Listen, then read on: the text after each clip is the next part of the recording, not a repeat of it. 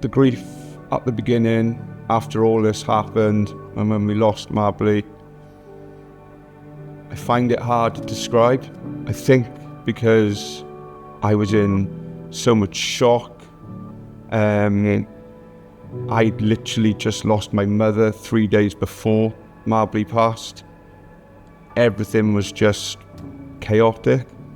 But as well as trying to deal with this grief, I was also trying to be dad, and my wife was trying to be mum for our other kids who were all with us. So it was a very, very, very difficult time. It still is a very, very difficult time. Yeah, it's tough. It's really tough. Following Ella's death, grief, it's really difficult to explain. I think it would probably mean different things to different people. What it meant to me was I felt empty. I felt lonely. Although I was surrounded by lots of people, I felt lonely. I was lost.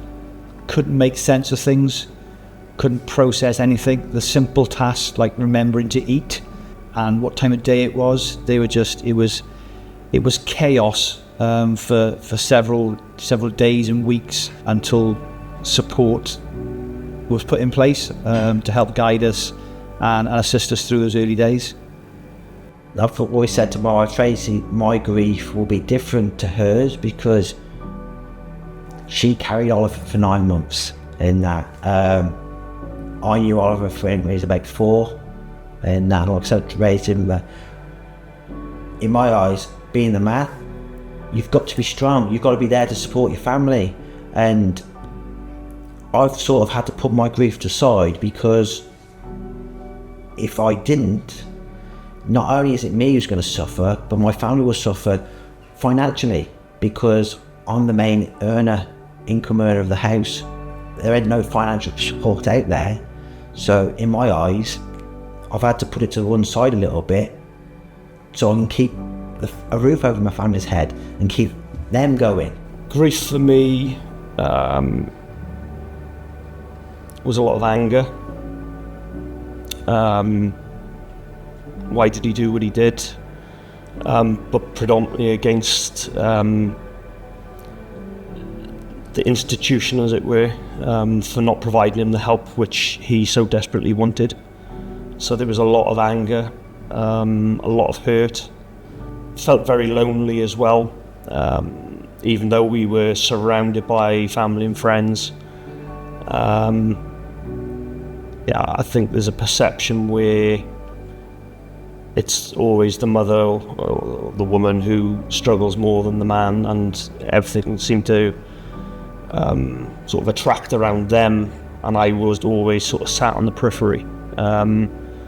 So you do feel very, very isolated, and that can be difficult. And I know it possibly sounds selfish, but you know, there is a what about me. You know, there's a lot of things which I had to do that night. I was concentrating more on my daughter and my wife to make sure that they were okay. But like I said, I then seemed to be on the periphery of everything else. And also, you see individuals who you've known for many years, and I can understand they don't know what to say, certainly in circumstances like that, and they would see you and they would literally turn and walk the opposite direction. And you know, that's not their fault. They just, you know, what do you say? You know, a lot of people don't know what to say, so in a lot of instances it's easier for them to turn around, but that again gives you that isolated feel. So that was quite hard. I did feel very, very isolated in the early days. When Alex died, immediately our friends kind of descended on us. I remember the next days, weeks, we just had people around the house, people bringing us meals or baking cakes, going for walks, just being there with us, showing us love. And the feeling I would describe sort of immediately after Alex died was when you have your community, it feels like, you know, your friends, your family, you're all like this. And then when Alex died, it's like we're torn apart and put on this like remote island. And you're aware that you'll never get back to where you were before. It's not possible for things to ever be as they were.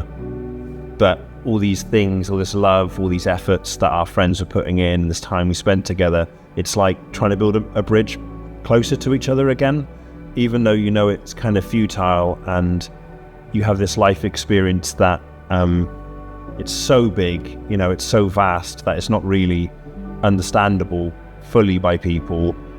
But it was, I don't know, it's hard to put really.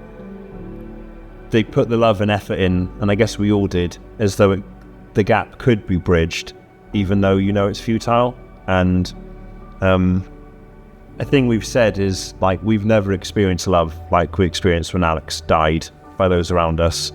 And I wish everyone else could experience that love, but not go through what we went through. And it's a shame that it takes the worst thing you can imagine happening to experience that love from people. And I think that's my enduring memory of right after Alex died, was just how surrounded by people we were. Yeah, it was amazing.